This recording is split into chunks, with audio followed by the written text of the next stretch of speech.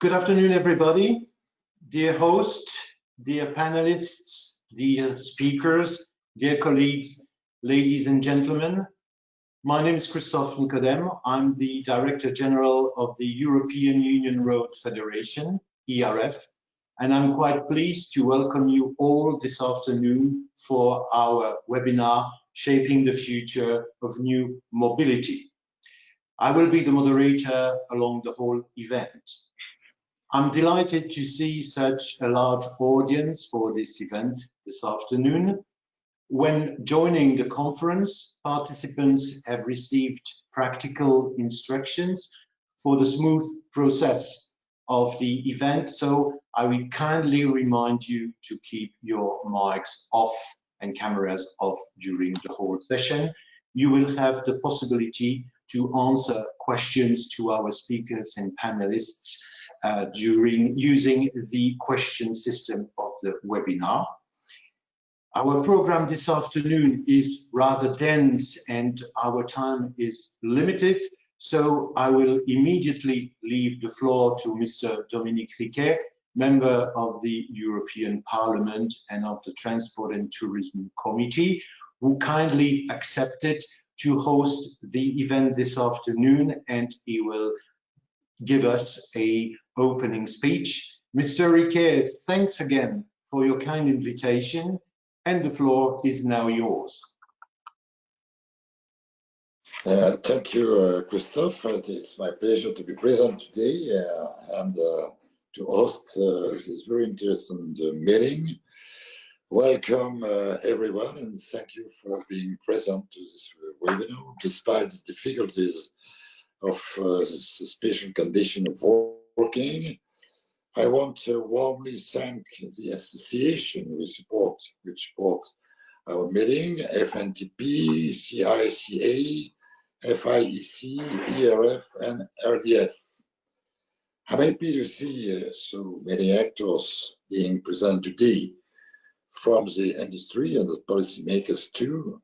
I believe that this kind of discussion gathering all the relevant actors around the same table is an imperative for effective and coherent policies. As we know, the topic of new mobility is crucial. The new commissions and its Green Deal have set new ambition goals to become climate neutral by 2050, and any transition shall not be achieved without transport, which still represents more than 20% of EU CO2 emissions, and unfortunately on growing trends. In this regard, the whole transport sector faces a double constraint: climate by reducing its pollution, and energy too by fading fossil fuel. At the same time, the COVID has reminded us our mobility is indispensable to our lives and our economy. Without transport, there is no such thing as a functional EU single market nor international trade, and people's mobility, which embodies the EU value of freedom, is directly threatened. The transition, therefore, cannot undermine or reduce our mobility needs.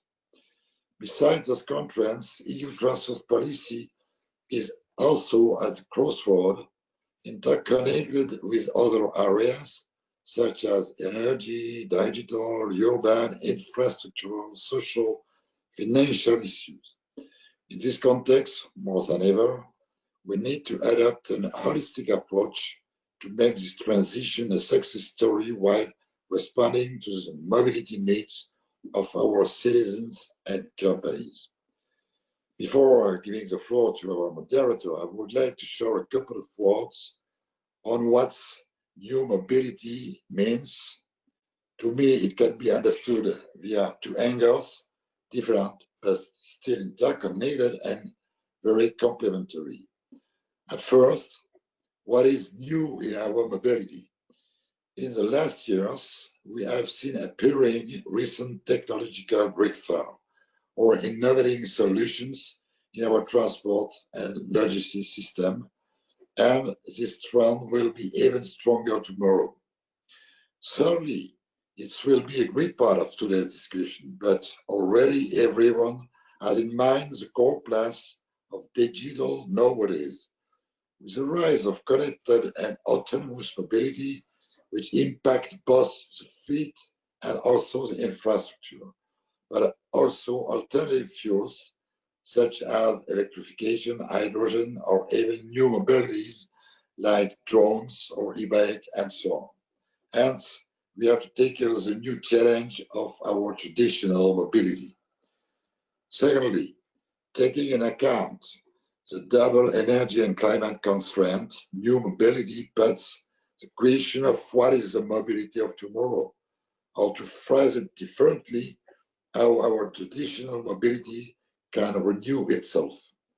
Here, I have particularly in mind railway or inland navigation. Even if there are historic modes, let's see, there are the modes of the future too. But the same applies to all modes, including aviation and road, and I'm sure that today's discussions will greatly contribute to this debate.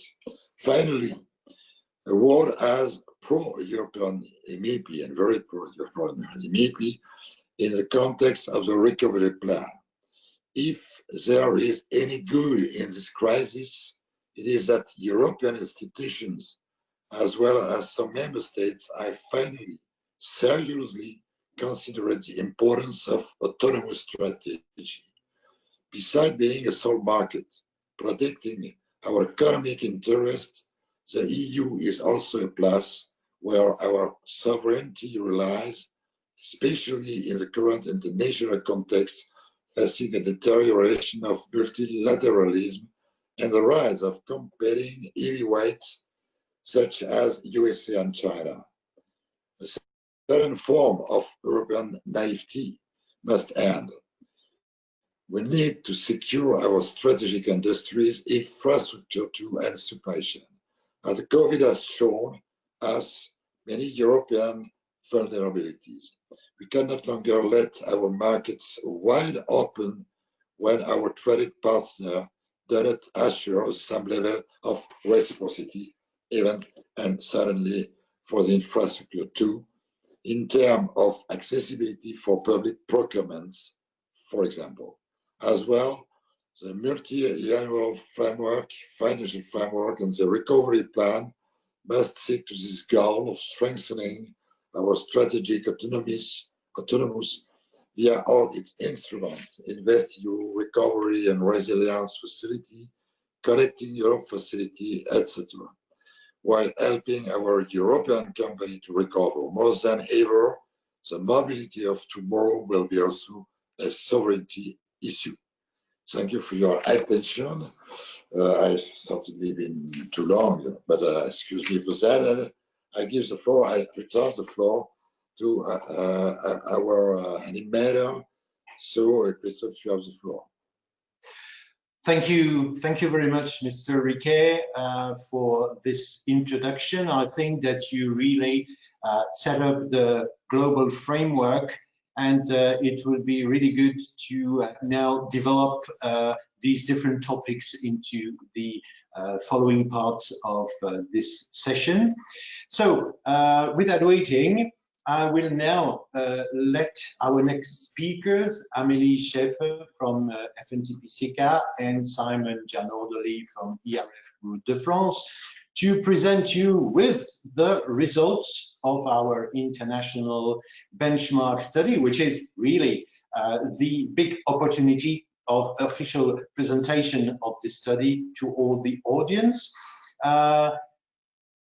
This study, just to remind you, has been carried out by ERF, SECA, FNTP, FIAC, and Route de France for more than 1 year. So the presentation will be limited in time and will only give a summary of its content. But I'd like to remind you that the full study is freely available on the different websites of the partners organization. So Amélie and Simon, I just leave the floor to you now. Thank you.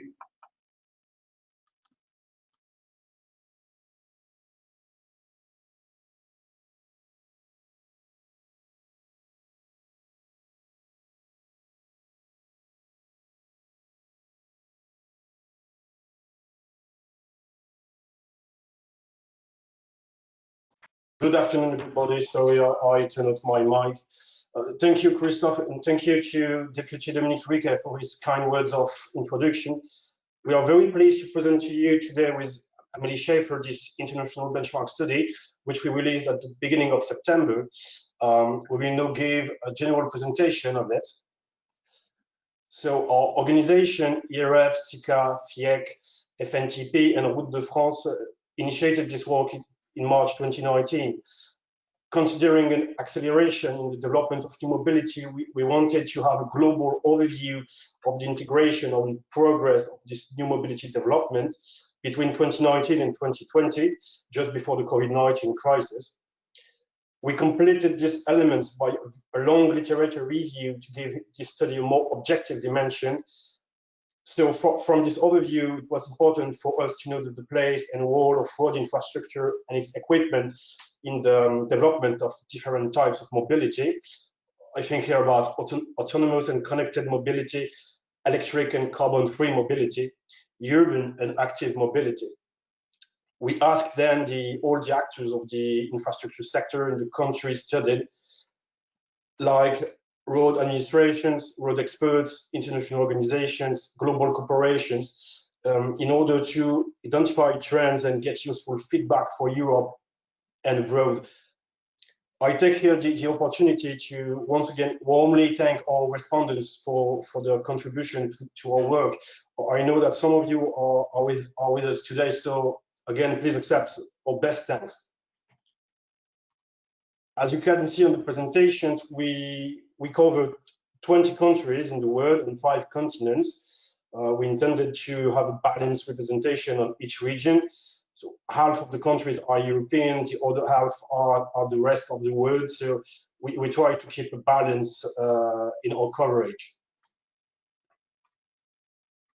What are the main findings then? What can be the main lessons of this work? We first found 3 key elements. Firstly, a two-speed Europe of mobility. As we've seen, the north of Europe is more mature integrating new mobility than its neighbors, especially in electric mobility. I think here about Norway or the Netherlands, and in connected mobility as well. I'm thinking about the UK for a very open regulatory framework. Secondly, we see different perspectives between the Western and Asian countries. The Western countries have an old and expensively maintained road network and are moving more towards a strategy based on the digitalization of road equipment. Regarding Asia, it relies on digital mobility technologies as well, and includes more the physical infrastructure than in the West. That's the example of China, which is directly integrating new connected technologies in its road constructions already. And thirdly, and very innovative, Latin America in urban mobility. I think here of the Mexico's EcoBici bike share system that you can see in the background, which is the 5th largest bike sharing system in the world, or also in Santiago de Chile, which has the second largest fleet of electric buses. I now give the floor to Amélie for the next part of the presentation. Okay, so let's head over to the 4 main trends we found within the study. Let's start with the first one, which would be digitalization, and let me pick up some examples from our study to show you. So the digital actors play a key role both in America and in China by addressing the road users directly and proposing more integrated transport offers. So in the US, we will have the GAFA, Google, Amazon, Facebook, and Apple, while the Chinese equivalent would be the BATs, Baidu, Alibaba, and Tencent. Baidu is particularly involved in technologies for autonomous and connected vehicles by providing, for example, a car software platform to car manufacturers. And this could be seen as an alternative to the software, which would usually be developed by the car manufacturers themselves, but also as a potential substitution to the services offered by Apple and Google. In general, it can be observed that the studied Asian countries want to position themselves as leaders in the digital industry in general. So digitalization will become a key pillar to the deployment of new mobility Today, however, new mobility is more likely to be achieved through digital technologies that involve road equipment more than the road infrastructure itself. A second point would be governance. So here again, let's head to the United States that gathers the main companies working on new forms of mobility in the world. However, the potential for deployment of these technologies provided by in-house companies is hampered by the lack of harmonizations of regulations in the various states. So each state issues its own rules on the testing of autonomous vehicles. And Canada has kind of the same problem and suffers from a divided jurisdiction between federal agencies and the provinces, creating fragmented road infrastructure regulations, despite the fact that Canada actually has one of the strongest state financial support for autonomous vehicle development and testing. And similar governance problems have also been reported by our Chilean respondents. And the problem of governments would be less acute in Asian countries, where new forms of mobility are pushed by a strong political will. The third main issues would be about the environment. It is more prevalent in the EU than in the rest of the world, especially when you look at the EU Green Deal and the upcoming sustainable and smart mobility strategy. So the decarbonization of the road sector in Europe will become a key issue for road actors. And we identified that the sector could mainly contribute to the environmental transition through large-scale deployment of charging infrastructure for low-emission vehicles. Worldwide, the main efforts concerning decarbonization are focusing on traffic congestion, road safety, carbon-free vehicles, and charging infrastructure deployment. The last main trend we identified would be financing of mobility, but also of road infrastructure. And this actually remains subject to major questioning. New funding models are needed that favors, for example, user or polluter pay principles to earmark revenues to maintenance, for example, or even the idea of interurban or urban tolls. So I head over to Simon. Thank you, Emily. Let's see now what are the common grounds and divergences between the regions studied in the study. From a global point of view, the Western and Asian countries are quite mature in the new mobility developments. China and the US are leading the electric vehicles production, where Europeans are more advanced in active and soft mobility deployments, especially through ambitious urban policy and redefinitions of road and urban space. Even if carbon-free mobility often means electric vehicles, most of the studied countries define their energy policies as technologically neutral, I would say, and are looking still for alternatives energies such as hydrogen. This is, for example, the case, especially in Japan. So if you look at Europe, it might be caught between the US and China competition on standards and norm when we talk about autonomous and connected mobility. Besides, when we stay on the Asian continent, we see very ambitious policies in South Korea and in Japan in autonomous vehicle deployment. As already mentioned, the EU remains more ambitious in climate change policies when we look at the whole picture. The main example of this would be the more stringent requirements for vehicle CO2 emissions, which are the highest in the world in Europe. In this sense, the road infrastructure sector must participate and accompany this trend, this downward trend in greenhouse gas emission.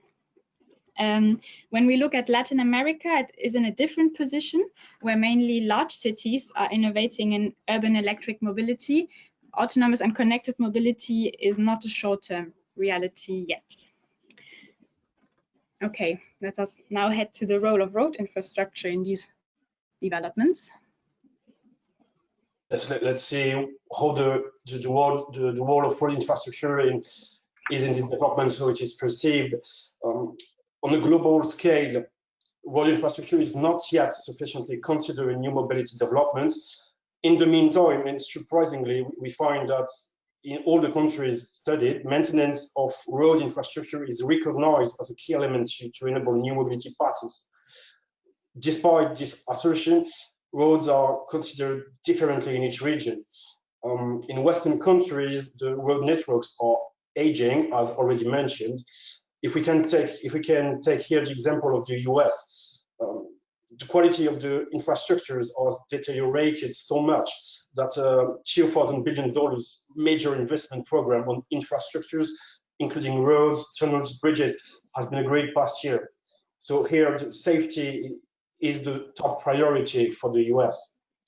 If we come back in Europe, we have significant differences in expenditure commitments, where, for example, France and Germany spent 4 or 5 times less than Austria or Belgium in road infrastructure in the last decade. So here we found that maintenance and adaptation of the existing road infrastructure is essential to provide the development of new mobility. In these countries in the West, considering the very expensive maintenance of these networks, public authorities are still quite reluctant to establish common road standards and remain quite cautious regarding new mobility developments. When we look at Asia and studied the countries we studied there, we see that China is massively investing in new road and rail infrastructure to better link major cities across the country. For example, more than 8,000 kilometers of motorways were built in 2017. So we have observed that China, given its territory, its demography, and also its development objectives, has a great need for infrastructure. It is not fully equipped yet with road infrastructure and can thus build with the opportunity to integrate aspects that contribute to the development of connected, autonomous, and carbon-free mobility. In South Korea, a need has been identified to improve transport connectivity and regional integrity in the Northeast Asian region in order to contribute also to the economic development of the country. In Latin America, improving road condition has been identified as a prerequisite to reach the level of infrastructure connectivity required to support new forms of mobility. And transport connectivity is also identified as needed to contribute to the economic development and also poverty alleviation.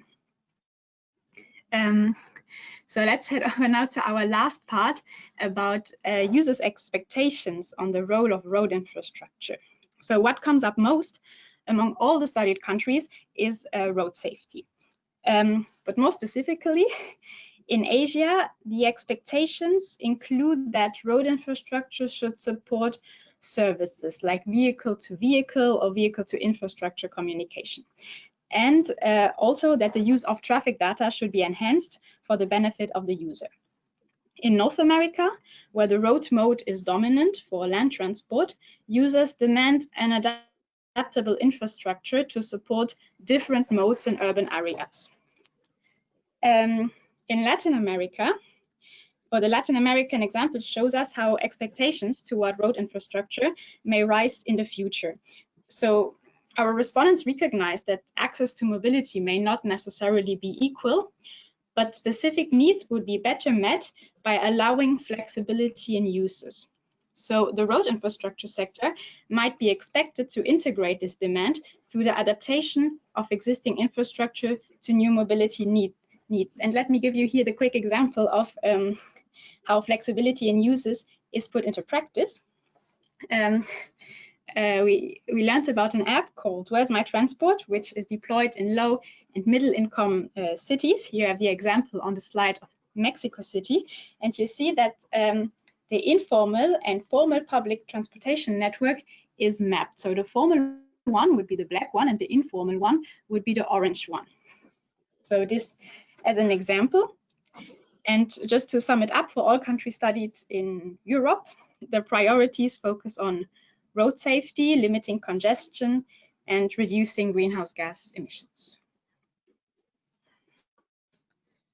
And as a conclusion, as you know, the study was carried on before the COVID-19 crisis, and now we have seen some developments, so we decided to follow up with the study, focus only on European countries, and see how COVID-19 impacts mobility behaviors and the place of road infrastructure in recovery policies in Europe, how it will be seen. Thank you very much.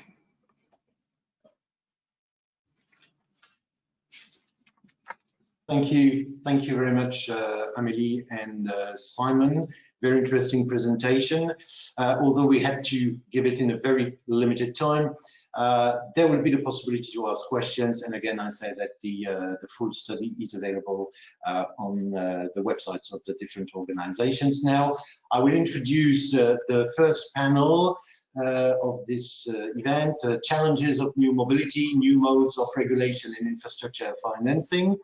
Our panelist would be Mr. Harold Reuters from DG Move, but apparently he might have some difficulty to join us. He might maybe come a little bit later. Mr. Pierre Anneli from Asker, Miguel Casoflores from PIARC, and Mr. Joost van Tomme. We have Harold. Okay, great. Thank you very much, Mr. Reuters. You just came in time for the panel, and so the last panelist will be Joost van Tomme. So I will invite our panelists to now give their presentations. And again, I'm sorry, but because of time limitation, we will need to be very strict in the timing allowed. So no more, absolutely no more than 7 minutes. Better if it's 6 minutes for each presentation.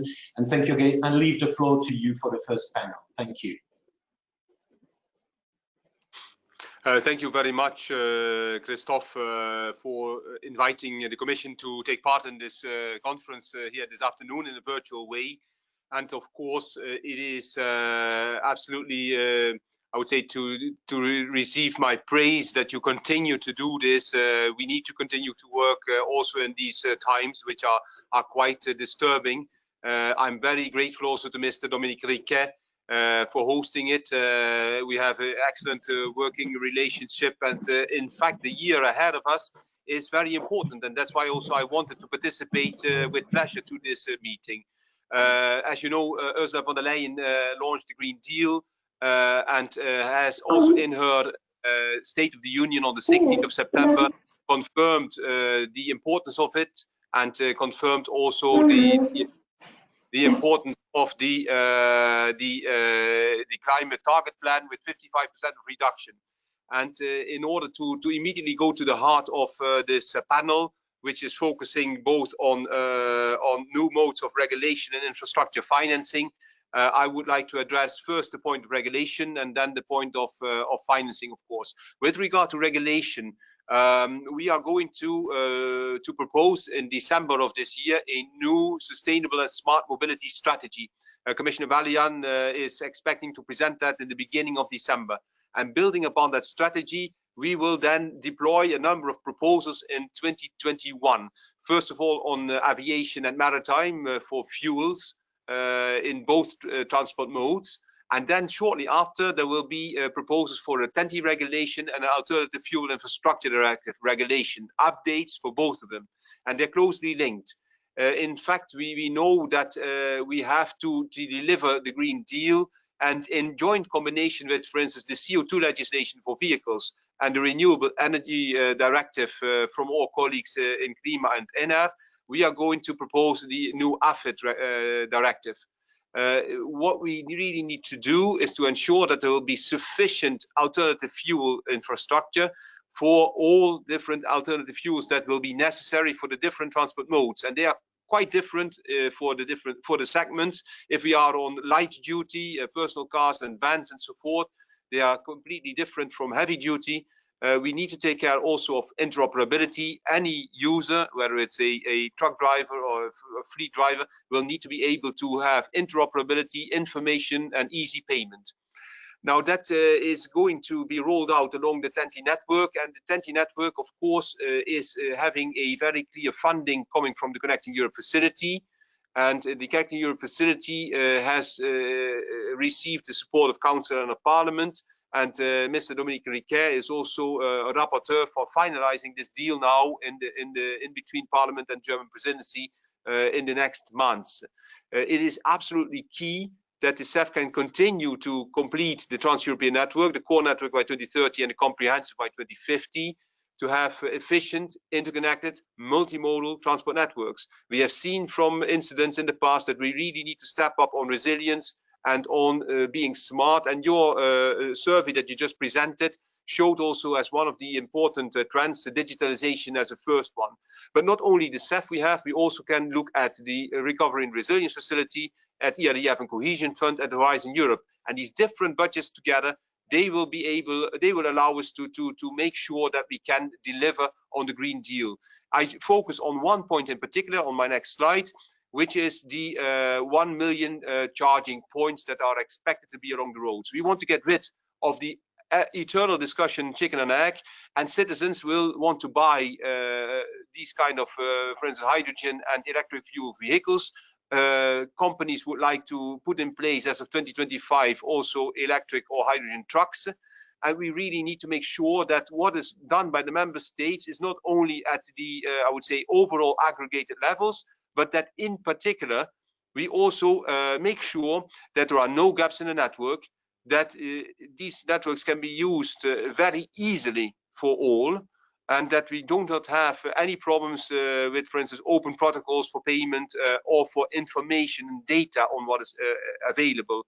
And of course, if we are going to go to that level of use, for instance, of electricity and hydrogen, we also need to think about smart charging. We also need to think about the production of green hydrogen.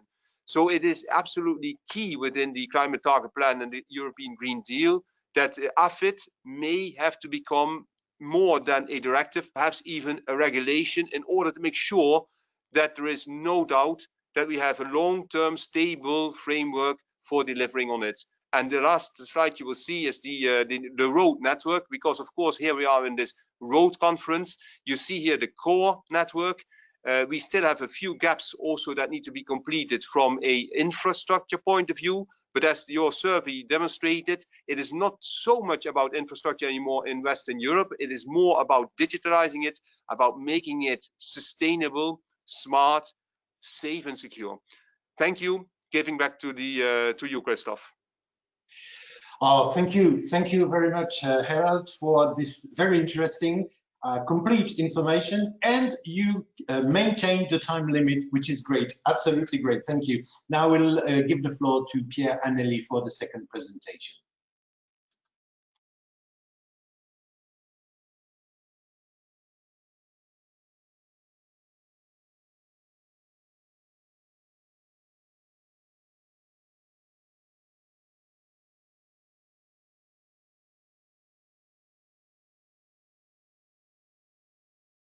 Pierre, please don't forget to put on your mic.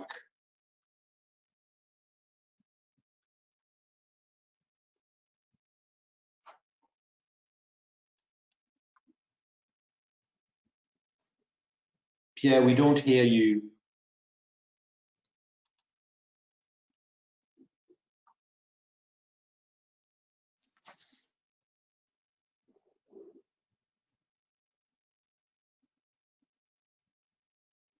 Yes, do you hear me? Yeah, yes, yeah. We do hear you now. Thanks. Yes. Hi, everyone. Sorry for the cuts. So, yes, so I will deal with new mobility and road equipment approval as a product certification body. So, you know, European directives on road infrastructure safety management introduced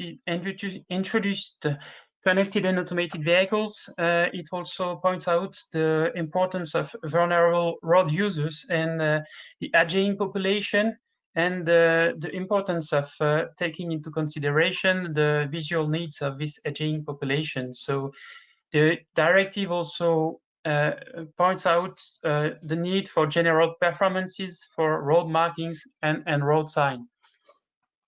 So road equipment, it's in Europe, are submitted to mandatory testing and certification. Manufacturers have to make sure that their products are fit for use through third-party testing and evaluation.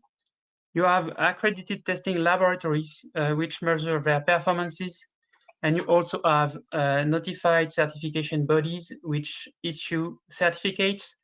These certificates for products describe the product type, its related performances, and its monitored manufacturing sites.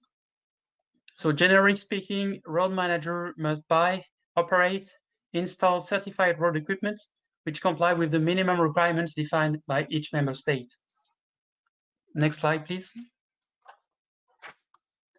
So as you can see on this slide, the scope of road equipment is quite broad. Roads and vehicles are the two faces of the same coin. Vehicles need road to be operated properly, whereas roads have to be designed and maintained so that drivers can drive safely. Road equipment are the link between drivers and roads in road infrastructure. On the left, you can see traffic control devices, which are in charge of primary safety. I mean, safety before to prevent the risk of traffic crashes. So on the left, the pictures represent, let's say, passive traffic control devices which deliver fixed information, such as traffic signs, road markings. You also have at the center of the picture active equipment which deliver variable or adaptive information, such as variable message signs or traffic signals. You also have in road equipment, generally speaking, traffic enforcement devices, such as speed or red light camera at the center, which are used to detect motoring offenses to the highway code. And on the right, you also have what is called secondary safety traffic devices, which are safety devices, which include road resting systems for vehicles and crash cushions. These devices are for secondary safety, which means to reduce the consequences of traffic crashes when they occur.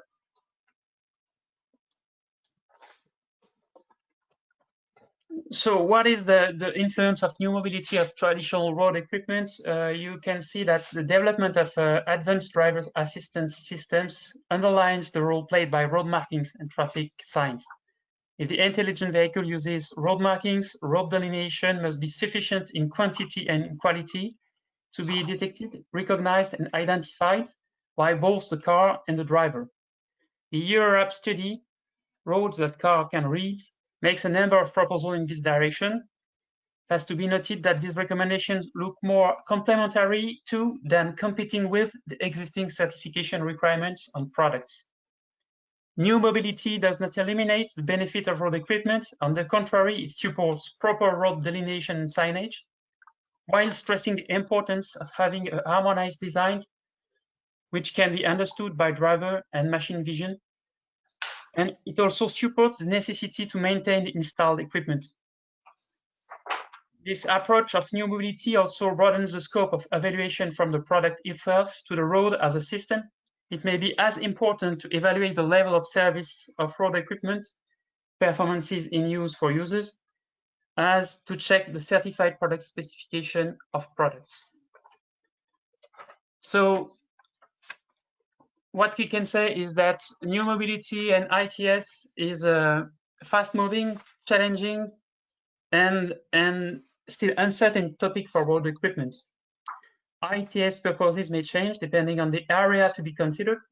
For example, low-density rural area and high-density urban areas do not have the same public transport offer, nor the same traffic space available.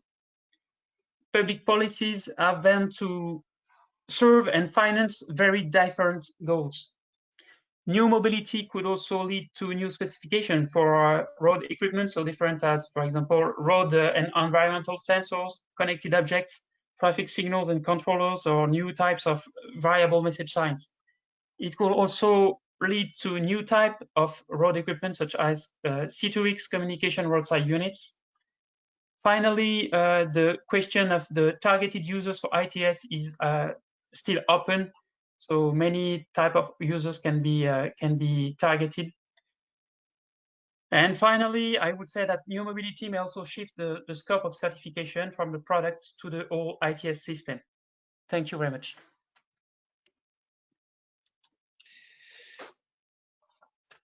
Thank you very much, Pierre, and thank you for respecting the timing. Now I give the floor to Miguel Casoflores from PIARC, and I would like to add, because the question was asked, all the presentations will be made available after the event. So don't worry, this will be available for participants. Thank you.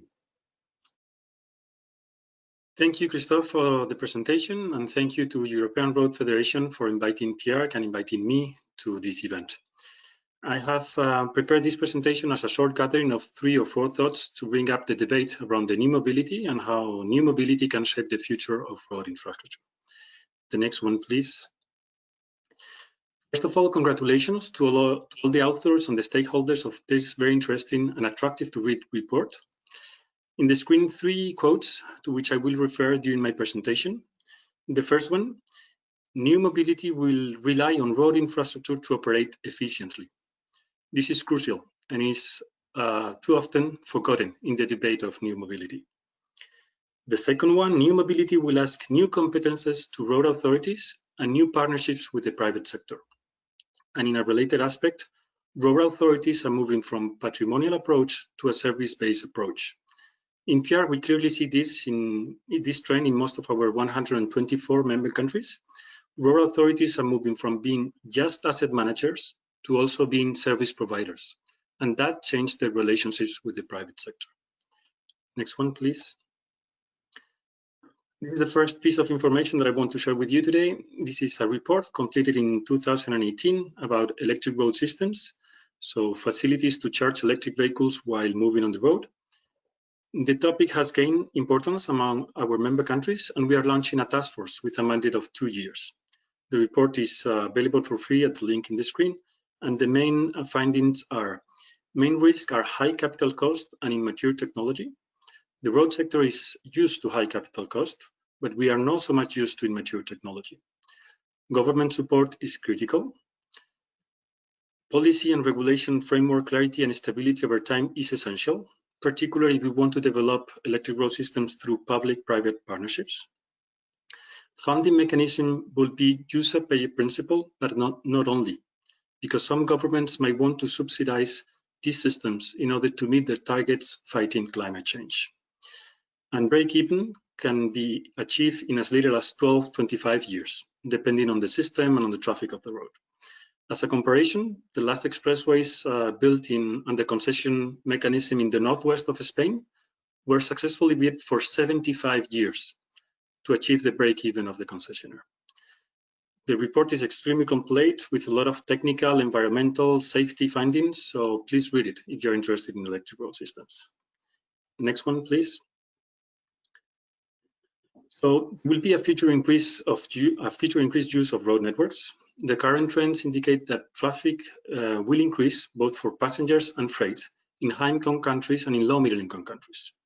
Connected and autonomous vehicles will increase efficiency of the road network, but also the use of the road network.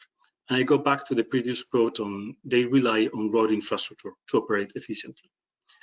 Autonomous vehicles would increase the road network use because of empty rides. We don't have those today, vehicles running alone, because no parking constraints. In the urban area, there's a lot of trips that we don't do with the car because they are not parking affordable solutions. Going to work, going to cinema, you name it. If tomorrow there is no longer a constraint, road use could rapidly increase, creating congestion. And there will be a decrease of pressure on the travel time. There is not much pressure on how long my autonomous vehicles spend empty on the traffic to pick me up. And even if I'm inside the autonomous vehicle, this pressure will decrease because I can do other things during that driving. We already have regulations, but we will need new regulations for those autonomous vehicles. We have regulations in Europe about truck empty rides and about urban congestions, but they will need to be amended. And this brings us to a big question.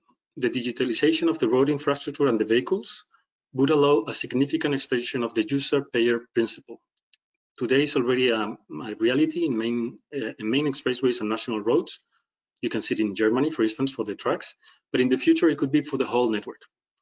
But having the technical possibility to do so doesn't imply that it's the right thing to do. So here comes the big question: how should we finance and fund the future of road infrastructure? Next one, please. Regarding finance, the private sector seems like a key stakeholder for high-income countries and low-middle-income countries, since public budgets do not seem to cope with infrastructure needs in most of our countries. We need to acknowledge that the excellent expressway infrastructure that we have today in Europe and I will refer to the three countries that I know better, France, Spain, and Portugal, would have not been achievable without the participation of the private sector. And for the debate, I suggest to open the possibilities and not link compulsory a PPP with a user-payer mechanism. In France and in Portugal, those realities are very much linked, but in Spain, they are dissociated. There are a few expressways operated under toll system, user-payer principle, but there are also several financed by asset availability, by shuttle tolls, and by other mechanisms that do not imply user-payer principle. Now, in the funding the road sector, it comes down to two options, user-payer or taxpayers. And I find the economic and social equity debate around this choice very interesting. And it will contribute to define the kind of roads that we will have in the future, and up to a certain extent, the kind of society that we want to build in the future. User-payer principle is a more secure mechanism for funds availability. And in some countries, this is a key issue. Now, if we look into the significant contributions that the road sector does to economic and social development of our countries, we could say that in Europe, most of the infrastructure and services which are essential to the well-being and the economy of our societies are highly subsidized. Extreme examples would be the education and the health systems. We don't apply the user-payer principle, or not only. And I will finish my presentation with some reflections on today's reality. Road users today pay much more. Sorry, Christophe, if you go back to the, yeah, I finished, but it's in this slide still. So road users pay much more than what road cost. In France, for instance, last year, 33 billion euros were collected through fuel taxes, while 13 billion were invested on the road network. And I'm mixing here national government, regional, and even municipalities. In Spain, which is much lower in the fuel taxes, 12 being collected, 8 have been invested. And I think there has been a significant socioeconomic change in the profile of the road users over the last decades. When we when we established these fuel taxes a few decades ago, most of the road users were wealthy people who could afford to have a car. Today, the bigger road users represent a different social layer. Most of them, they're rural populations, which we do not have the trains, the trams, the metro for the daily mobility needs. So on one hand, at least in Europe, we have these rural zones, which are getting empty because of lack of activity. And we have these urban zones, which are accumulating all the services and for which the mobility is highly subsidized and should still be highly subsidized. So someone could wonder, should rural populations still pay more for the mobility while we subsidize the urban ones? And finally, this debate also includes an aspect about direct taxes, where each of us would contribute according to our capabilities, and indirect ones, where we all pay the same. I hope there are interesting thoughts for the debate, and this is all from my side. Thank you, Christophe. Thank you very much, Miguel. We go directly to the last panelist of this session with Joost van Tomme. The floor is yours. Joost, thank you. Thank you, Christophe. Can you hear me? You can hear me? Yes, I can hear you. Okay, very good. That's good news to start. Good afternoon, everybody, distinguished colleagues, Chairman, President, Mr. Reuters, and the other colleagues of the panel. First of all, thank you for inviting us at ACEA, the European manufacturers of not only cars, but also vans, bus, trucks, everything on four wheels, I would say. We're based in Brussels. We're doing representing the European industry, and we're very interested in what's happening now on the side of the roads and the suppliers to the roads. This discussion comes very timely, so I think the subject is very good. And also, as Mr. Riquet mentioned, also as rapporteur, the next year in the Parliament will be key for all of us in terms of infrastructure development and regulatory impulse, I would say. It's a dynamic discussion which we're going through, and I think it's a win-win discussion. And I will tell you why in the couple of slides that follow. On the next slide, you will see we talked a lot about ITS, CITS, about connectivity, data economy, data sharing, but we haven't talked yet a lot about automation, automated transport. There was a Commission's document in 2018, the Road to Automated Mobility, Automated Transport. I think one of the key issues that my members, my OEMs see is that we need to have a good fine-tuning of the environment around the cars, around the trucks and the vans and the buses. An automated vehicle becomes an intelligent IoT device, Internet of Things device. It is actually something that is able to sense and feel the environment, not only the physical environment, but also the digital reality. And it can be weather conditions, it can be road assets, it can be speed limits reading, etc. But this vehicle, and in the future automated vehicle, will have to interpret these signals. So to have an intelligent decision-making process, somewhat with AI and without AI. That depends in the terms of use case. So our vehicles make decisions based on what they see, what they feel, and what they have learned in the past. It's a kind of deep learning process going forward. And then the vehicle will have to give a signal on how to react. Will it be a braking system, a steering function? Will it alert the driver? Will it alert other drivers, like truck platooning, for example, or connected vehicles connected to each other? So that ecosystem is new since 5 to 10 years for us, maximum 10 years, but it's really now hitting the core base of our automotive industry. It's not only about decarbonization for us or about green mobility and clean mobility and safe mobility. It's definitely about smart mobility as well. And there, I think, hand in hand with the road operators, the road authorities, the concession authorities, but also the suppliers to the roads, I think we can do hand in hand what we need to do. The next slide, you will see then what we did in ASEA, a kind of publicity. Please go on our website. We published an automated driving roadmap. How do we see the future and the likely future in the tomorrow, after tomorrow on automated driving? What it is automated driving, what it is not. It is, for example, it's not ADAS, it's not automated, it's not helping functions, assisting function. No, it is the car driving for you. It's the car being driven, you being driven by the car or truck or van or bus. It is a level 3 and beyond, as we say in the official jargon. This is a document that we discussed lengthy with the colleagues of DG Move, the team of Claire and others, but also DG Connect and DG Grow, and especially now with the CCAM partnership that is being established now. It's a check of a legislative framework, and I come back to that later on. We have a multiplicity of regulatory frameworks on automated driving, quite complex, quite also international driven by the UNEC, Working Party 29 and 1, and this has to be approximated or being translated in European law and international law. So this is something that indeed will be very relevant for the TRAN committee. So an open invitation to Mr. Riquet also to continue our dialogue in this, with also the chairwoman equally from France of the TRAN committee. On the next slide, you will then see, given the limited time, 7 minutes, so Christophe, tried to do my best, our priorities on how we see this discussion. First, it's not only about pedestrianization, about having cities with less space for vehicles or for, I would say, vehicle mobility. It is about co-modality. And I know it's not a buzzword, it's something my members, my OEMs heavily invest into. It's not only about promoting cars, trucks, vans, and buses, it's about promoting mobility. Mobility becomes a service industry instead of a producing manufacturing industry. So that needs to be in the heart of the future EU transport rules. We have voiced our concerns of the TEN-T review, which we welcome, of course, but also in the multimodal approach. That's one. Second, we think that urban mobility, for what it is as a European competence, should be more inclusive.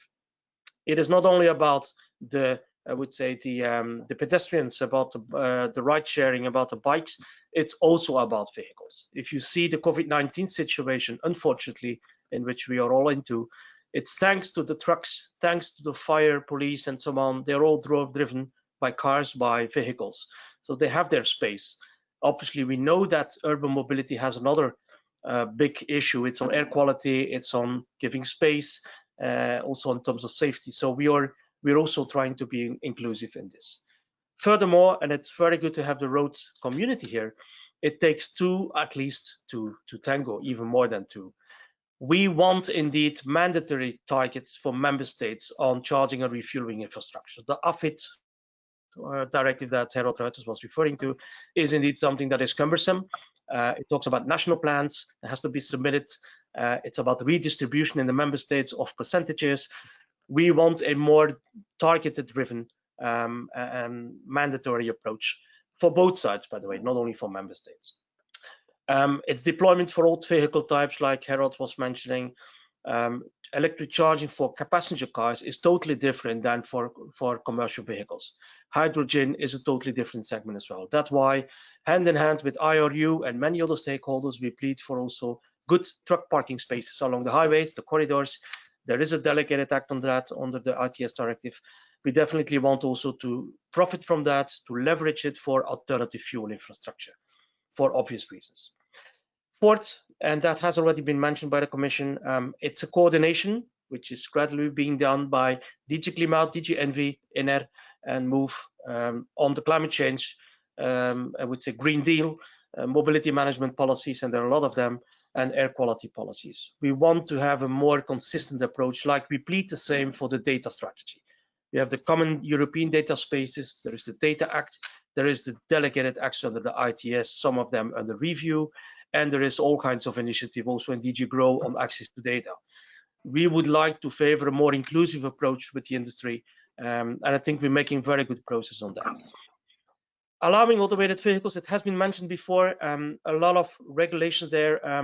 Give you one example, ACSF or automated lane keep systems. Most of these regulations are being cocktailed or being negotiated at the UNEC with OICA and with others. And they're now being transposed in European law with DG GROW. And that is indeed one of the targets for us, but it's also, and even predominantly, member states. When I have the L3 pilot project or the truck platooning ensemble project, we have to go for a national type approval system, and it's not with a mutual recognition in other member states. We have testing requirements in Germany, France that are not always allowed. But we need to. Yes. I will wrap up. Traffic rules the same. We need some more synchronization. There is good progress. And the last slide, just to mention the last slide, Christophe, it's about physical infrastructure. We have a discussion paper in ASEA with very clear ideas on how we see the road infrastructure, physical and digital, for the future. And we're happy to further discuss this with ERF. And we are in contact with Rick Nuitens and amongst many others. So these are just a simple common ideas that from us, we would like to foster and really to take part in the dialogue. And again, Christophe and Mr. Riquet and everybody else, thanks for having us. And we look forward to the discussion. Back to you, Christophe. Thank you very much, Joost, and sorry that I had to interrupt you, but I wanted to leave some time for the discussion. So we heard different points of views from the EC, from the vehicle industry, from the research part, also from international association. We heard about regulation specifications, financing, fostering innovation, and all these things. And we had a lot of information about what is in the pipeline of the EC. But I would like to ask all of you one particular question. We seem to agree about the necessity of investing into the infrastructure. But if you had to think in a innovative way, what would be your priority with existing or maybe new ways to finance the infrastructure for its necessary adaptation and upgrade? And there is also one question in particular to Harold. What are the strategy to embark on hydrogen fuel vehicles instead of petroleum fuel products?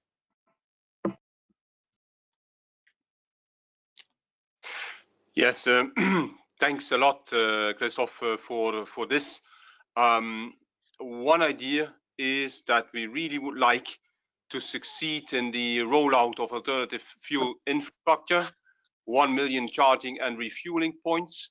We would like to do that in a bridged way with blending facility, an alternative fuel facility, and thereby ensure that we have both the market side and the public hand working together with all the market parties in the rollout.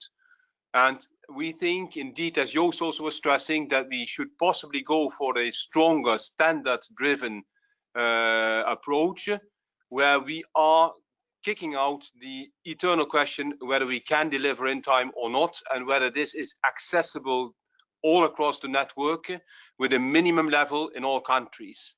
That will be my big challenge for the coming 5 years. And I think it will be a major change of transport that we are going to see. So with that, I also would like to encourage further the discussion of this afternoon, and unfortunately also need to leave the panel here. Yes, back to you, Christophe.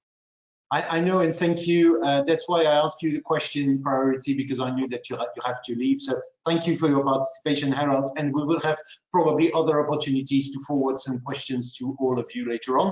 But I come back to the 3 other panelists. So what would be your priority? What do you consider really would be the best way to encourage proper investment in a traditional or a innovative way?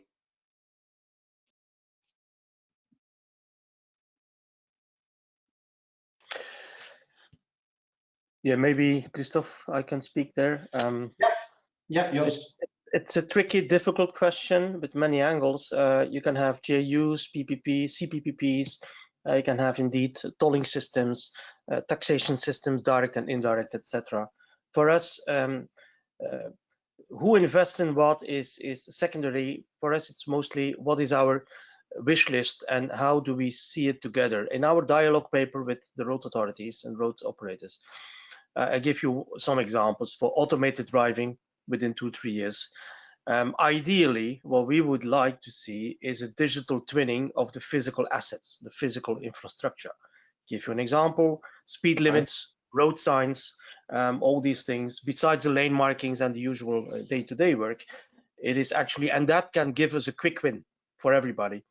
In terms of costs, we understand that, especially for a long stretch, if there are roadworks and temporary deviations, that indeed this will require quite some investment, I guess, to build up this cloud system.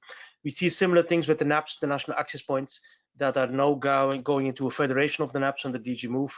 That's fine, but we see 27 different NAP approaches. Yeah, for us, our vehicles, they are per definition mobile in terms of physical mobility across the borders. So more streamlining, more one cloud system. And I think in the European cloud strategy, this digital twinning of road assets and physical infrastructure would be ideal to do. And we're happy to co-explore avenues for that and share data as well. It's a win-win situation. Thank you very much, Joost. Miguel and Pierre, do you want to add something about the general question? Yes, thank you, Christophe. I don't have a magic bullet. I think the transport is a complex sector with a lot of implications, economical and social. And I think every single solution should be part of the system. But I think there's 2 principles, and I would say a third one, that would be a good lead. First of all, I think we need to acknowledge the contribution of the road sector and therefore subsidize it or partially subsidize it. Secondly, I think it's good that people understand that there's a cost in the use of roads, so they could partially contribute with the user-payer principle. Definitely. And the last part that I want to mention, I didn't mention in the presentation because it was a 7 minutes one, but I think financing the future of the road network is a big challenge, but it's not the biggest one. I think the biggest one remains the 23,000 people that are killed every year in the European roads. So when we establish a new financing mode, we have to be careful that there is no bad implications into the road safety.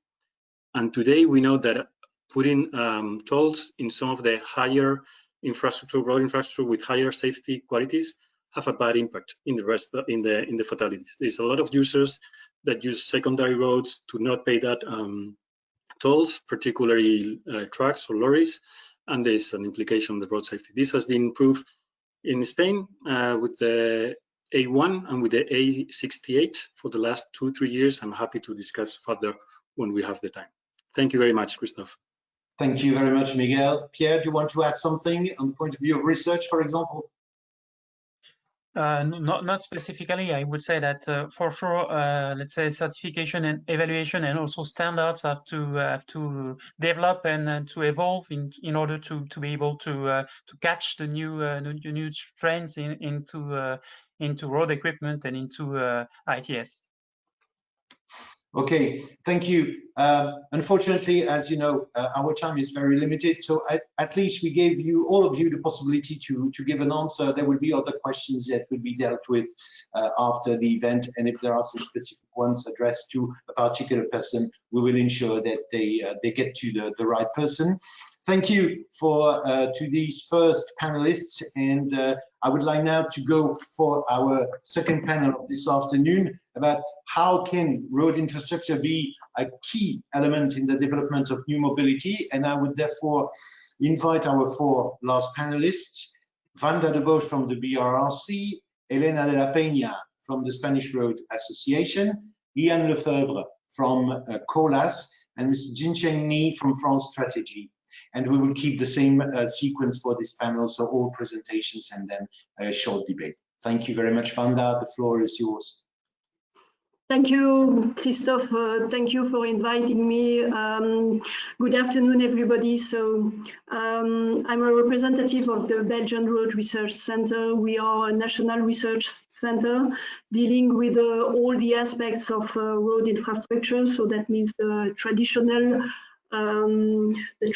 discipline of road infrastructure. I mean, design, material, study of materials, maintenance of the road, but we are dealing with road safety and mobility as well. So the title of my presentation, the first slide, please. Title of my presentation is BEC, Safer, Smarter and Better. So you know that infrastructure is one of the three components of the transport system. So that means that the two others are the vehicle and the human being. And so that means that to be really efficient, infrastructure should interact with these two other elements, and of course take into account the specific needs and requirements. So new mobility, what does it mean? Mobility of the future, I think it's shared mobility, connected, automated, with a very large diversification of modes and road user. So infrastructure should be safer. As mentioned by Amélie and Simon in the benchmark, I really believe that road safety is a crucial issue for our road infrastructure. Not only for the quality of life in urban area, but in a broad sense, crucial issue. So let me point out some safety issue dealing with new mobility. First, demographic trends in Europe showing an increase in life expectancy. So that means that we live older, and seniors are becoming more mobile than in the past, than before. So elderly people do not move and travel as young ones. Elderly people, but disabled people as well. So how can we guarantee them the access to the connected vehicle, to the connected mobility, to the micro vehicles, and so on? The second point about safety is about the conflicts between all the users. The conflicts between all the users are rising up. Not only the traditional conflict between cars and bikes or pedestrian, but conflict between electric scooter, pedestrian. What is the right place of the electric scooter? On the road or on the sidewalk? Between electric scooter and traditional bikes and so on. Third point is about illegal parking operation in urban area. Public authorities are faced with a lot of illegal parking operation from these new mobility vehicles. So I'm convinced that every infrastructure project should analyze these safety aspects to be able to respond at the new mobility challenges. Next slide, please. Infrastructure should be smarter, so that means that road infrastructure should be well prepared for the CAV, connected and autonomous vehicle. Road infrastructure will require, of course, adaptation to facilitate self-driving vehicles. So the slide here mentioned few examples of this requirement regarding road signs or road marking, road structure as well. It's very important because increasing weight of vehicles. But I would like to point out that, of course, road authorities traditionally pay attention to physical infrastructure.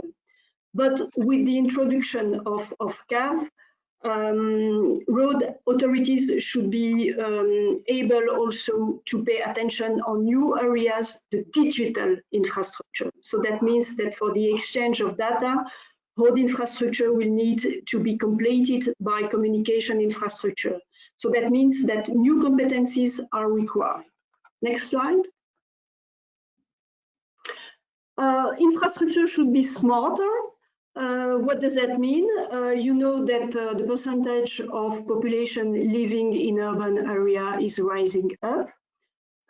And you know that sprawl, urban sprawl is very inefficient with a lot of negative side effects, more vehicle kilometers, more pollutant emission, and so on. So that means that we have to concentrate our activity on a constrained space, urban space. So that thing that we have to optimize the use of the public space. And therefore, I think we have to think more creative. More creative, what does that mean? Two approaches could be investigated, I think. The alternating assignment of public space over time. So that means that you can give a different use for different users in different time slot. And to think more vertically in the air, underground.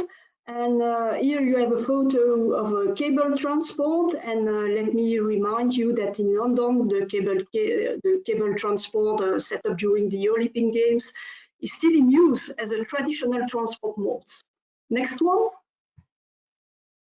Next slide. Infrastructure should be better. Be careful with parking. New mobility means new parking facilities, not the traditional parking facilities, but more improvement in drop-off and pick-up facilities, especially on interchange platform and at the final destinations as well. Next one. Next slide, please. And I would like to finish with another slide about the infrastructure should be better. And I would like to point out the quality of an infrastructure project. Quality at each step of the project is crucial. So that means for the design, of course, it's very important to integrate the specific requirements of all the users from the very beginning of the project, especially for disabled people or elderly people we mentioned before. During the building as well, the devil is in the detail. So it's very important to follow the directive and the prescription during the building. And of course, the maintenance is a key element. Maintenance is crucial, especially to guarantee the accessibility for disabled users. City infrastructure is not it's not a good way to promote cycling and walking. So that's it. Thanks a lot for your attention, and of course, I'm available for questions. Back to you, Christophe. Thank you very much, Wanda, for this presentation. I now give the floor to Elena de la Peña. Please, Elena. Thank you very much, Christophe. It's a pleasure for the Spanish Road Association and for myself to participate in this interesting conference, and congratulations to the European Union Road Federation, the European Parliament, and the rest of the participants for this organization. We are firmly convinced that roads are key in the development of new mobility, and we need a safe and sustainable roads to allow new forms of mobility. This is something that previous speakers have already mentioned. Scooter cycling, which is very popular in some cities, in some countries, but not so much in others, and also reconnected and autonomous mobility are part of these new mobility patterns. Next one, please. And today we are conditioned by the sanitary and the economic crisis we are living in this year 2020. And in Spain, as you will probably know, the situation is far from being good. There is an estimated unemployment rate of 21% for 2021, a reduction of gross domestic product up to 12%, and a serious impact in key sectors such as tourism, entertainment, and commerce, for example. And next, please. Yes, there. We completely agree with the Nobel Prize in Economy, Eric Maxkin. We will only get out of this with a massive investment in infrastructure. And for this reason, the Spanish Road Association has developed a proposal, and we have called it a plan for safe, green, and connected roads. These are concepts that have already been mentioned for the previous speaker. And it has been presented to the public opinion and also to the governments, not only the national government, but also the regional and local government. Our plan has been created to create jobs, would activate the economy, and would allow the adaptation of the infrastructure to the new mobility of the future, let's say electromobility, micromobility, and so on. And our plan is coordinated with the Agenda 2030, the Spanish strategy for safe, sustainable, and connected mobility, and it also fits in the principles of the European Recovery Program, Next Generation Europe. Next one, please. You can see in this slide a number of specific proposals that we have developed for rural roads. The first one is focusing on safety in highways, I mean single carriageway. This road network accumulates approximately 75% of the road accidents and victims every year in Spain, and I guess that is the same figures are also in other member states and other countries. And well, we are proposing to implement the scheme 2+1, which is already working well in several countries, like for example Sweden, that you know it's a reference in road safety, but also in Spain and other countries. And apart from these particular schemes to avoid the frontal crashes, we are also trying to promote the concept of forgiving roads, which is part of the safe system approach. And this is a strategy to try to avoid or try to reduce the number of runoff accidents and their consequences.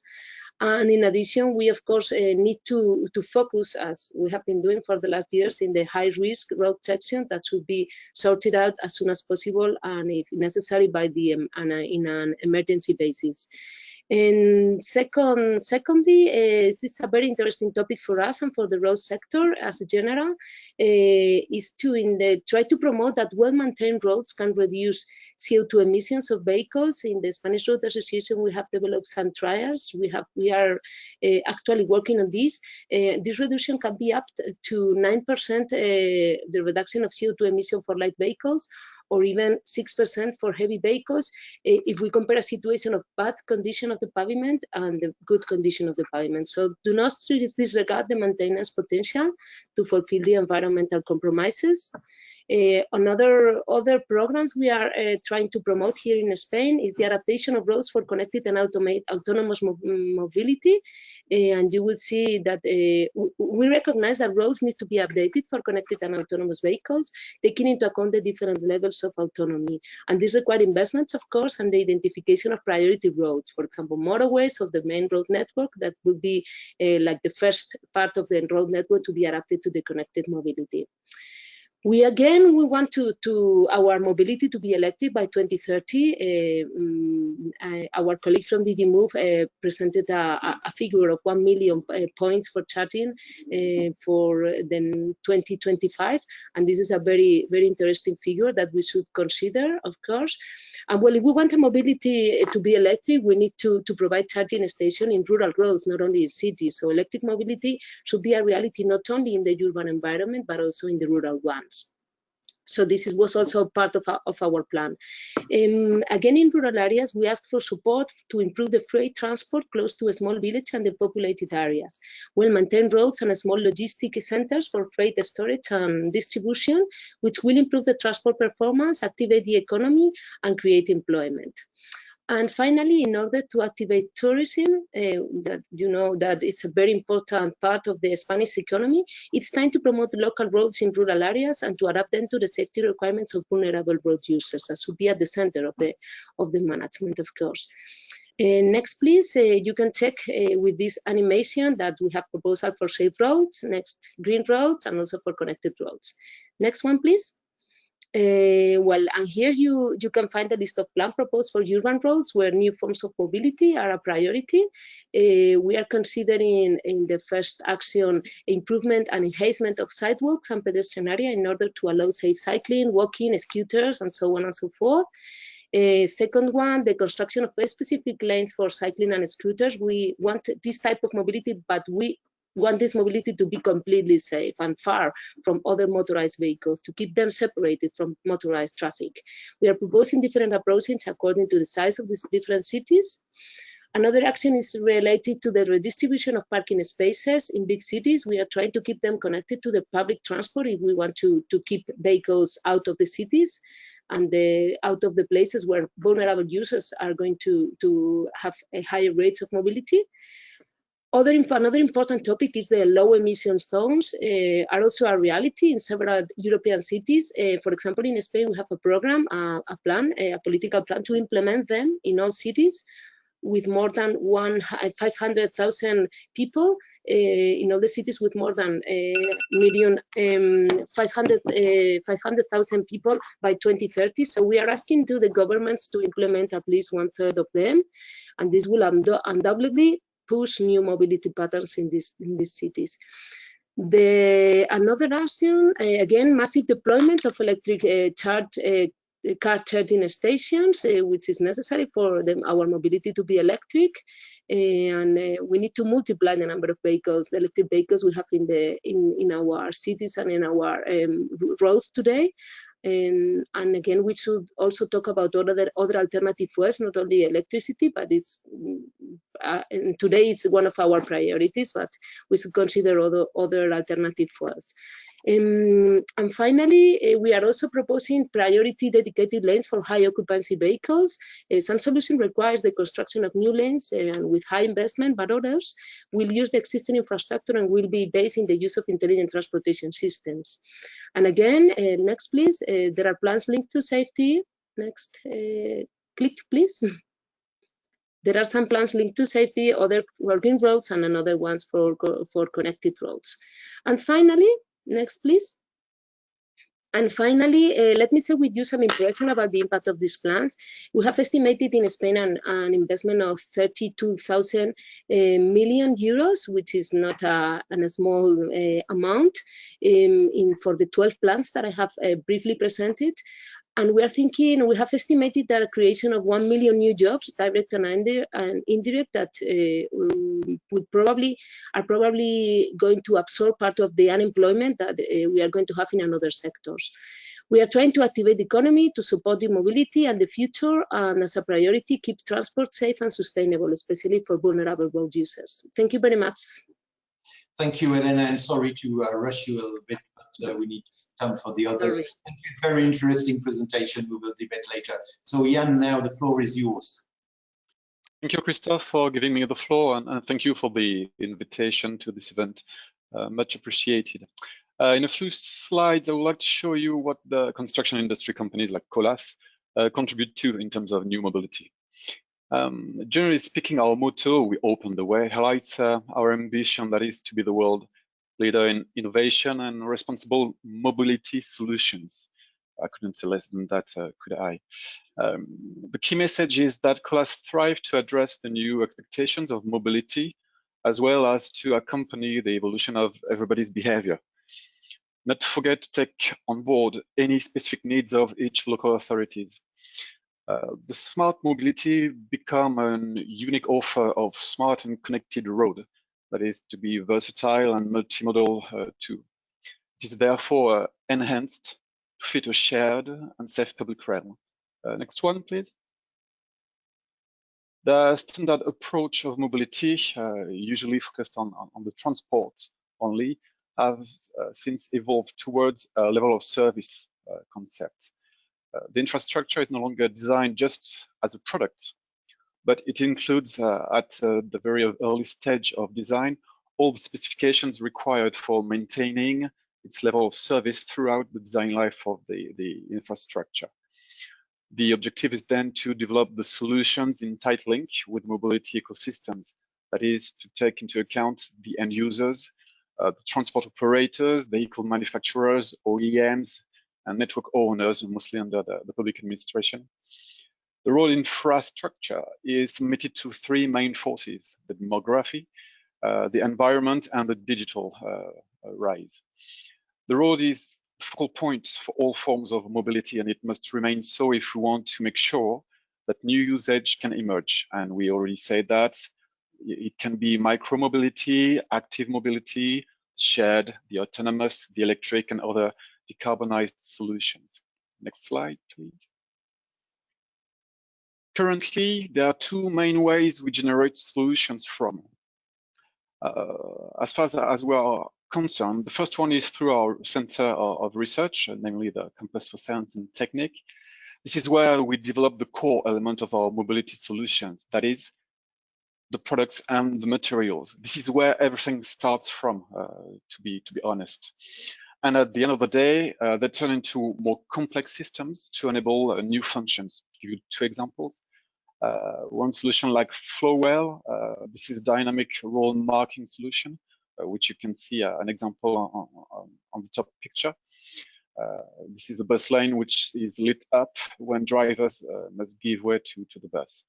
It uses monitored LEDs embedded in a very thin multi-layer structure, and it can be used ideally as a complementary system to a larger mobility service if we think of how to share the public realm in a reversible way. That is, at some point you want the road to be open and to turn it into a pedestrian area, and vice versa, depending on the time slot.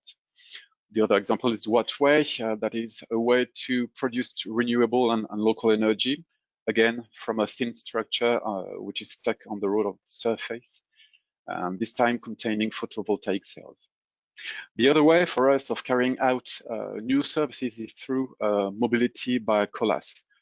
This is a dedicated entity, and their activity is not related to construction works, although their expertise includes Colas's core competencies in construction and maintenance, obviously. And let me give you two examples of their mobility services to explain more in detail what it is about. The first one is Anais. This is a data platform for the use of the network owners. It collects information and gives the results of driving behaviors analysis. As a consequence, areas with safety issues are flagged up, and bespoke maintenance solutions can be suggested for an efficient asset management. The other example is MoveHub, which offers mobility as a service solution options, like being a one-stop shop for payment, price management tool, contracting process hub, etc. Next slide, please. Thank you. To sum up, and to give you an example of the role of the infrastructure construction industry and how we enable the new mobility, let me show you another recent example of achieving big things together. The Insight EV Consortium. As nothing can be achieved alone, this was natural to us to answer Renault call to be part of this proposal to the European Commission Horizon 2020 project, which name is User-Centric Charging Infrastructures. Together with the car manufacturer Renault, but also Peugeot and others, some OEMs, universities, public transport labs, several European cities, consultancies, and energy suppliers, who were awarded to start in January this year. More in particular, Colas have joined forces with City of Paris, Enedis, the energy supplier, University Gustave Eiffel, formerly known as IFSTAR, the French Administration Transport Lab, and French Institute of Decarbonized Mobility, VEDECOM, to prepare and build a field operational test of dynamic wireless charging infrastructure. We are committed to upstream studies at the lab stage, to the job site construction methods, to the follow-up of this FOT, and up to the sharing of the recommendation in order to prepare any regulations or standards. Last slide, please. As already said many times this afternoon, there is no new mobility without financing the maintenance of the infrastructure, that's for sure.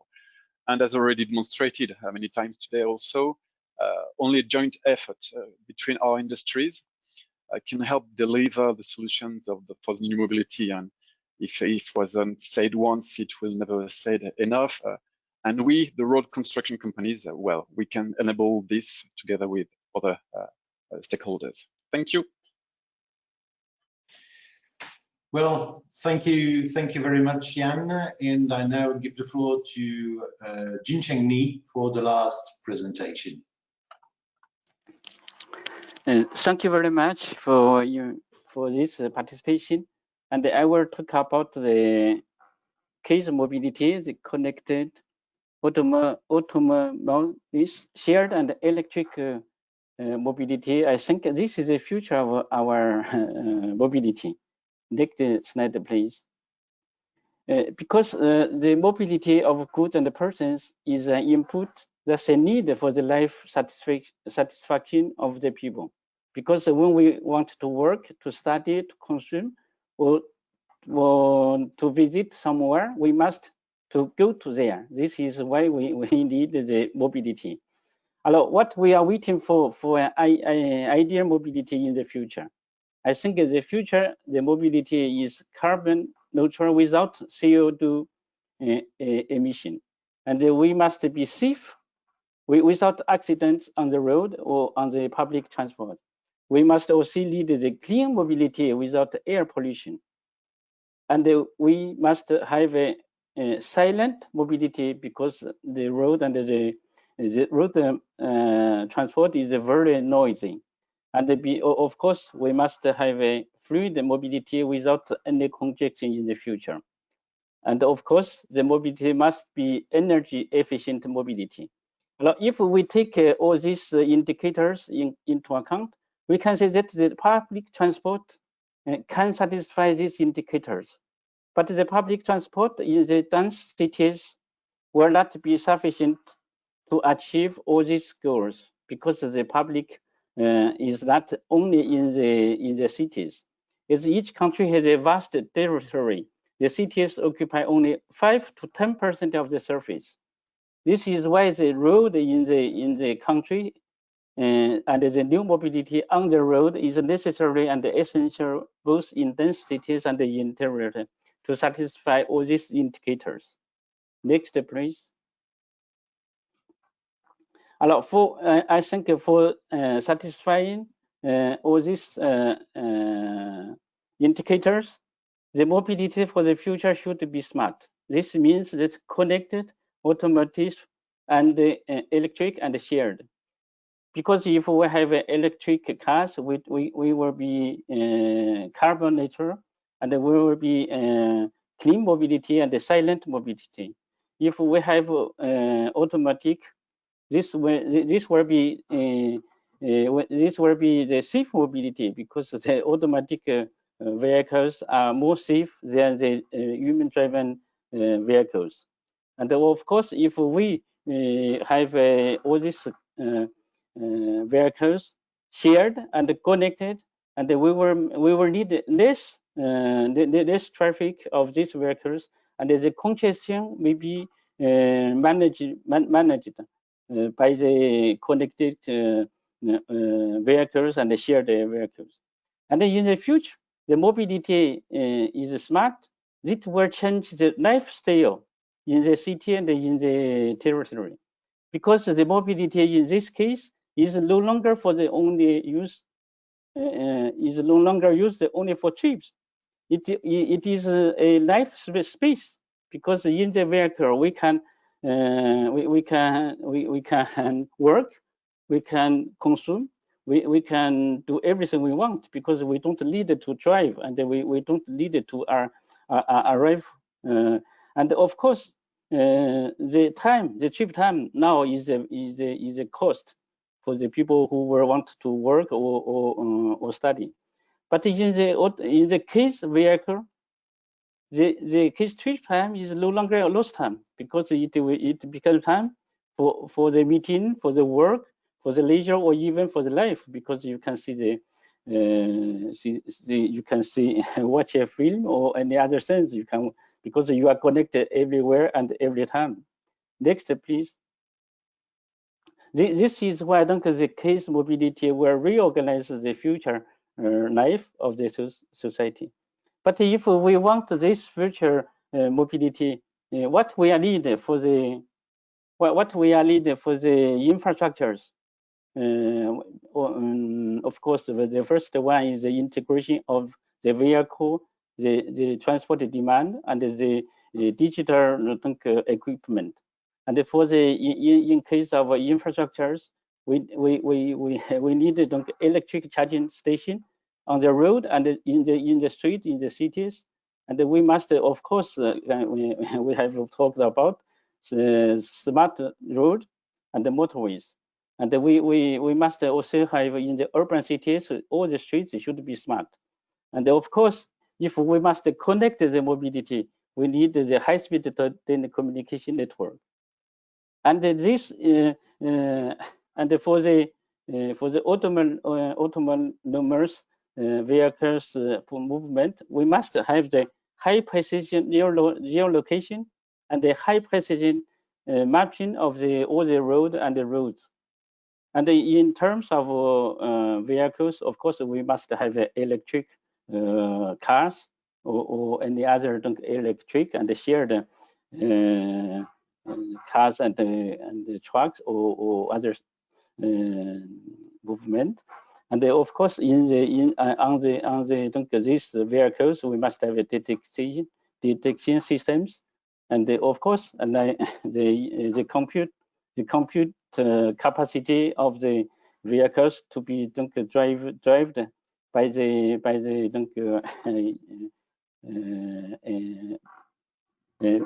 automatically. And of course, if we have all this, it's not sufficient. We must connect all the vehicles. This is why we need the networks and the platform for the case vehicles. This is why everything should be integrated. And the case mobility is of course all the digital technology. This is why in the actual society we begin the artificial intelligence, big data, cloud computing, Internet of Things, and the digital system security. This technology will be applied to the case mobility, and the case mobility will change the organization of the future of our society. Next slide, please. And if we look at the case mobility in the future, this will be the future maybe in 30 years, in 30 or 40 years. And in all these aspects, we have three major players: US, China, and Europe. What we can say that where are we now in the United States, in China, and in Europe? I think maybe the digital technology will be between the US and China. And what we will do in Europe? This is the question. Thank you very much. Thank you very much, Mr. Ni, and I'm sorry for interrupting you, but we need to stick to the timing.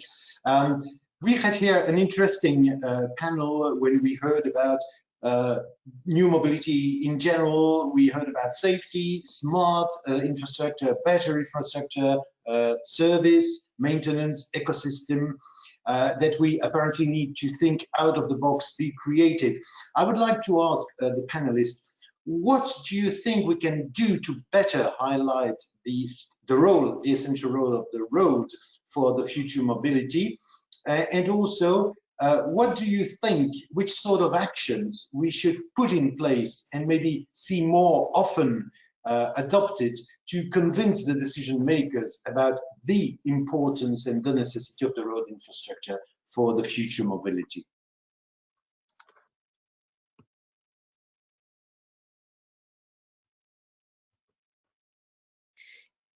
Well, yeah, can we start?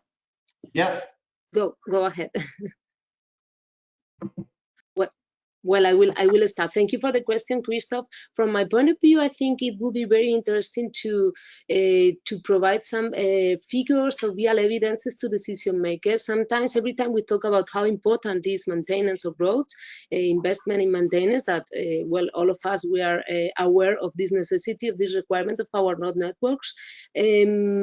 Sometimes when we are trying to promote the message that we need well-maintained roads because of the environmental concerns, they ask for figures, for more information. So I think it's important that we develop the trials and all the necessary tests to try to provide figures as simple as possible, so that they can notice that we are really, this is really a serious matter. No, I think that's very important in order to try to strengthen the actions that we should do, and that the organization like ours are trying to promote from different member states. Okay, thank you. Another answer? Yeah. Wanda? Yes, I would like to remind you that about 90% of the road network is in the hand of local authorities with very limited financial means. So I think that we have to promote, to develop tools, methodology accessible for local authorities, especially for the road maintenance. So that means asset management, pavement management system, but accessible for them, because they have such a limited means to act. So I think that's our role as a research center to help them, I think. Okay. Another person who wants to give an answer? I think that this is what we have been experiencing for a couple of years now. This is definitely to, again, to use some buzzwords, to break the silos. We must be understood and helped, and to speak together, that is, together with people from the automotive industry, people from the energy as well, people from the environment, to make our solutions a holistic approach, clearly, and to make understand that it is a long-term and larger perimeter issue to be tackled. And not only, if we speak just about road, okay, we will keep on talking about we have to mend roads to make it safe, fair enough, but it doesn't tackle the issue of larger mobility and the development of the new types of mobility as well. Okay, thank you. Maybe a very short last remark, Mr. Nee? And I think for the infrastructure, in terms of the infrastructures of the future of mobility, it should be the country, in terms of the state, should finance the infrastructures. For example, for the listener charging stations, for the digital development infrastructures, like the high-speed telecommunication network, or the Internet of Things on the road and on the streets. Okay, if the state don't intervene in this development, I think maybe we will take much more time to realize this. If the infrastructure is not in place, the future of mobility cannot be applied, because if we have own electric cars, it's not sufficient for change the mobility. We must have the electric cars shared, connected, and the automatic. This is why I think the strategy for a country is very important. Okay, thank you very much. I regret that we need to finish this question and answer part. There will be probably some other questions that will be addressed to you. I would like to thank you very much for being participating to this panel. Now we arrive more or less at the end of the event, and I would like to invite Mr. Rick Nuytens, President of the ERF, to make the first closing remarks. Rick, the floor is yours. Thank you, Christoph. Thank you for this interesting seminar. I'd like to really thank all the speakers and of course also the organizing team for setting this up. I think this infrastructure remains an essential topic. Of course, special thanks to Amélie and Simon for the study, and for Mr. Riquet for hosting this. As he mentioned, Europe is in for a lot of change, and also mobility and infrastructure is in for a lot of change. He mentioned several aspects, the environmental impact, the economic impact. So he even mentioned globalization, new ways of mobility, and also especially technology. And as mentioned by some speakers, there should definitely be more focus and more funding going to the introduction of new technology related to infrastructure, because today and also tomorrow, good infrastructure will remain the foundation for safe and smooth mobility. We talked about financing. User pays, polluter pays. Maybe pretty soon there won't be any polluters anymore, but user pays should definitely then create the funds, but then these funds should also be earmarked and make sure that they end up at the right users. And as mentioned by Wanda, we have different stakeholders, we have different road agencies, and they need to get the resources as well. Joost mentioned the synergy between car and vehicle.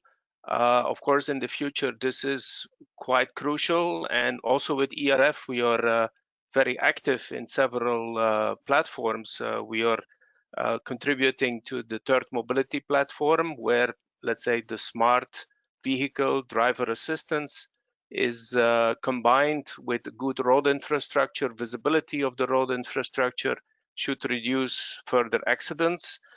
We are also, with the Road Federation, we are working with this at the CCAM platform. Again, as Joost mentioned, with ASEA, we're looking at what role physical infrastructure can play, what are the essential criteria, what research can be done, how the interface, the synergy between vehicle and smart vehicles, how the operational design domain can be made more robust.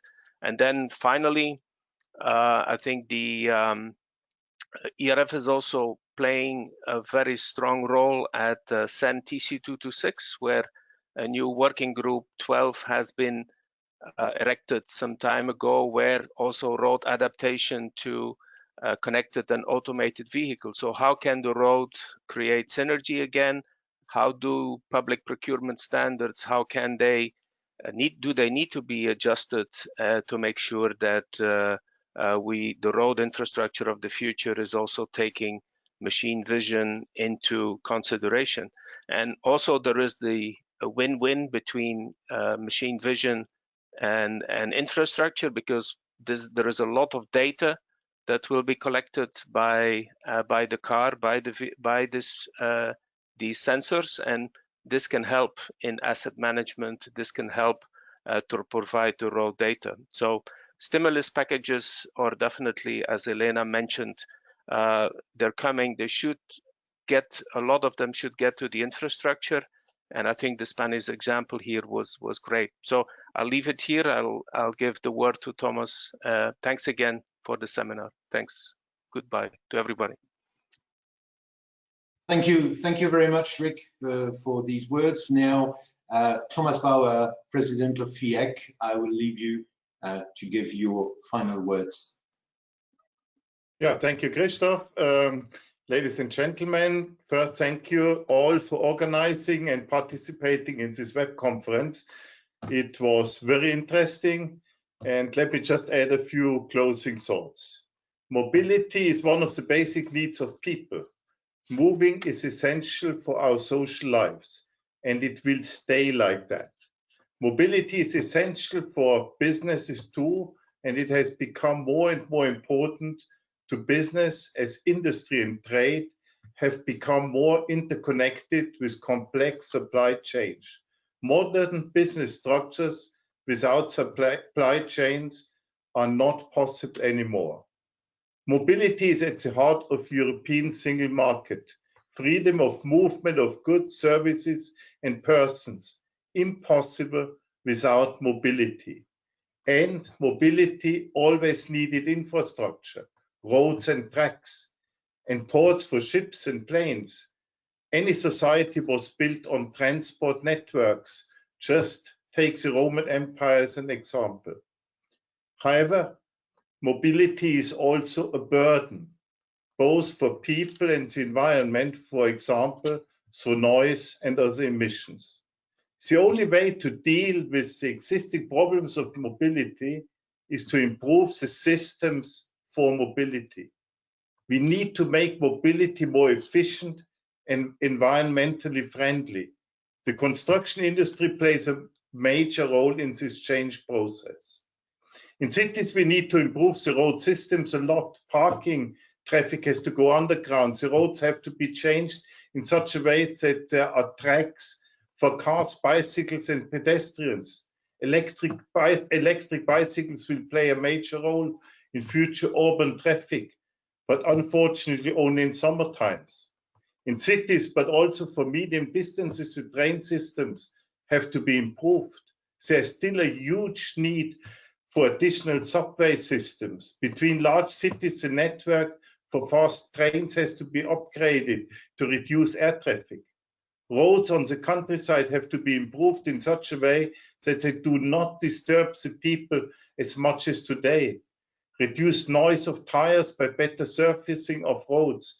Reduce stop and go traffic by underpasses, modern electronic traffic control system, including road signs and many other means, which will reduce emissions and harassment to people. Roads have to be improved for autonomous driving. In example, 5G data transmission cables in the ground, better alignment of roads, and so on. Around the roads, the supply systems for vehicles need a lot of change. Electric charging stations, including more rest areas during charging time, hydrogen gas stations, and a lot of other things.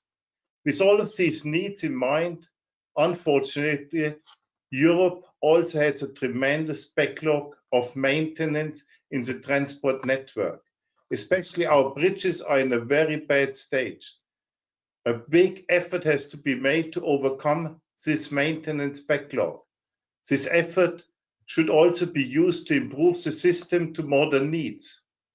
For this, the planning and approval system have to be made much more efficient and faster than today. All of these needs target investment and regulation by the European Union and its member states.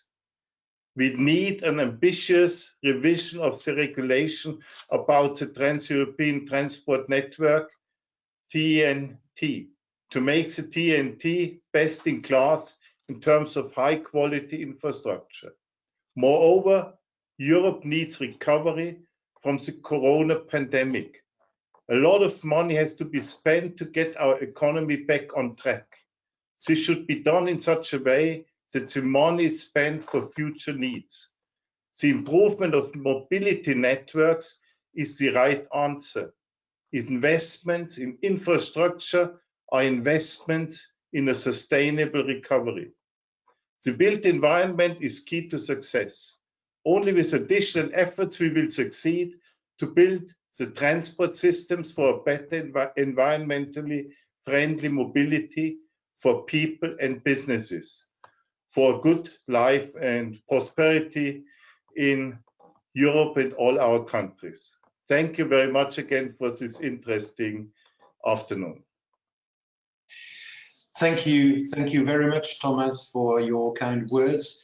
We have now reached the end of this seminar. I will leave Mr.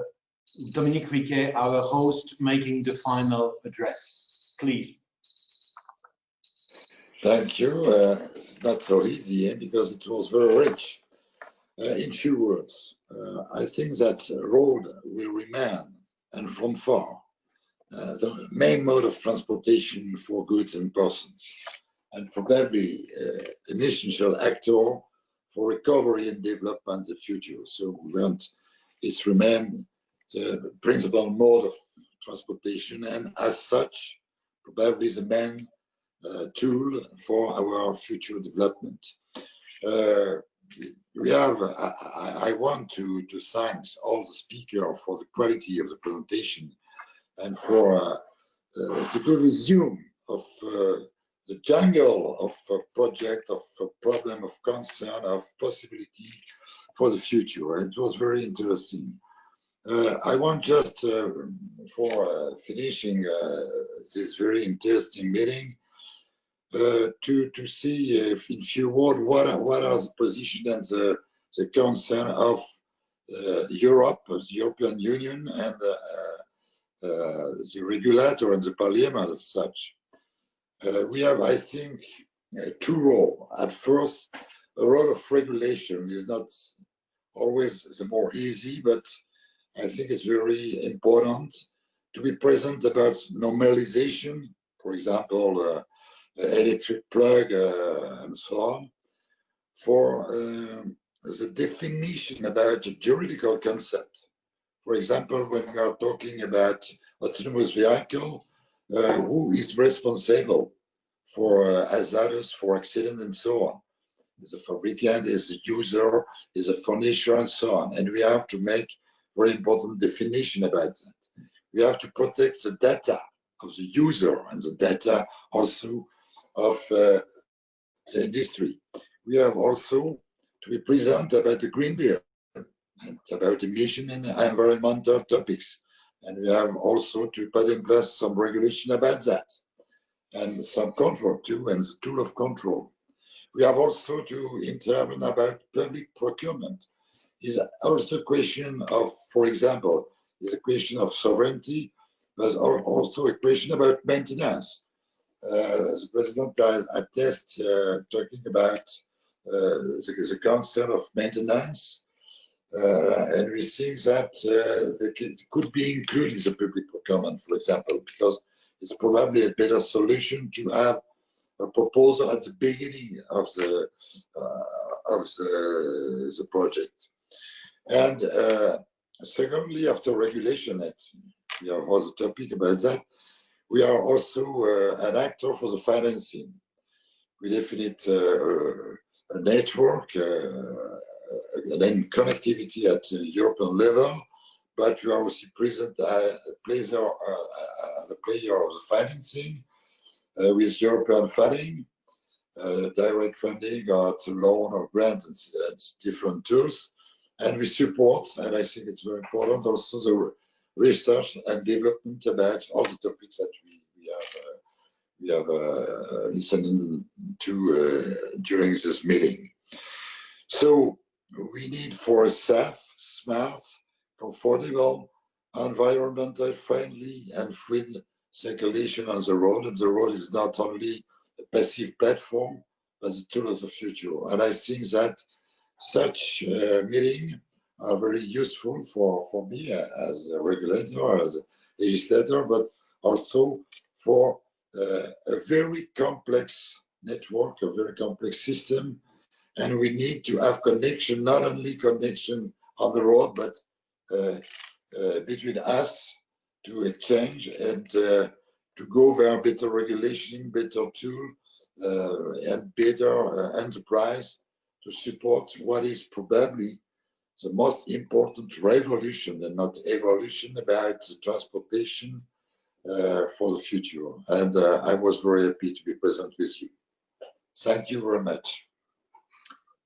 Thank you very much, Mr. Riquet, for this wrap up and this very interesting vision about the road infrastructure and its essential role for the future mobility, how it is important for our future as citizens.